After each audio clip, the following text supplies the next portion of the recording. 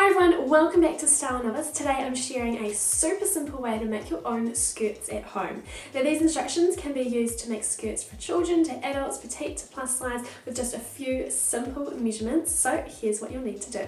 So to make this simple cotton skirt, we're first going to need to work out how much fabric you're going to need by taking a few simple measurements. You want to measure around your waist or where you naturally wear your skirt. Double this number, and this is your skirt width measurement. Now by all means you can more than double this measurement if you want a fuller skirt. Next, take your waist measurement and add 1 inch to this. This is your elastic measurement. And lastly, measure from your waist to your knee, and to this add 2 inches. This is then your skirt length measurement. So onto fabric and materials, you will need a measuring tape, cotton fabric to your custom measurements, 1 inch elastic to your custom measurement, some fabric scissors, pinking shears, sewing pins, cotton and bobbin thread, and 2 large safety pins or something similar for threading your elastic into the waistband, and of course your sewing machine. Now if I were making these to sell, I would do this step slightly differently.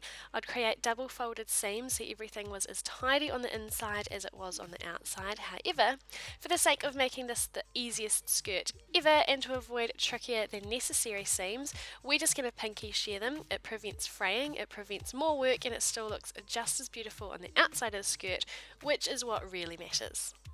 Step 2, along each long edge of your rectangle, fold and press a seam 1/2 inch wide.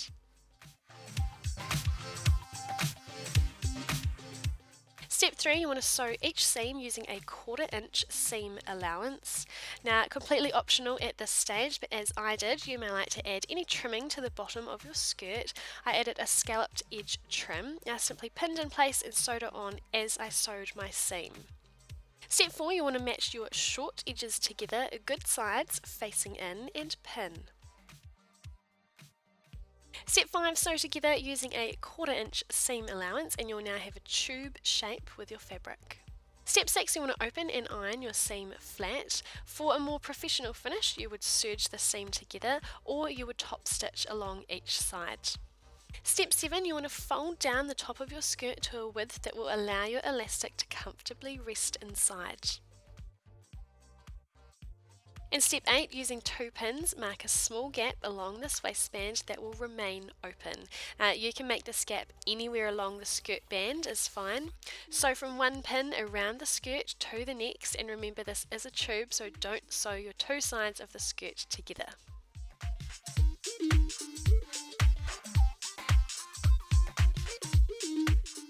Step 9, you want to attach a safety pin to each end of your elastic. And step 10, pin one end just outside the entry of the gap. Now this is important, you don't want to lose a small length of elastic in a waistband twice the length. Use the other pin to push your elastic through the waistband.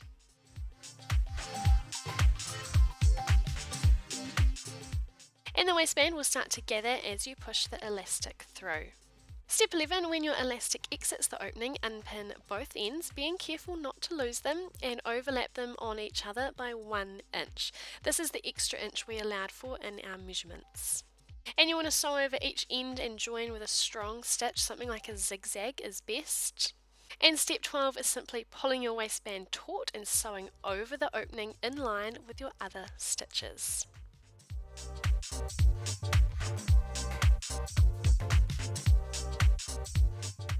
So that is it for today's tutorial. I'm sure you'll be whipping up your own skirts in no time at all. If you would like your own copy of the written and photo step-by-step instructions, these can be purchased on my Etsy site linked below. I'll see you next time.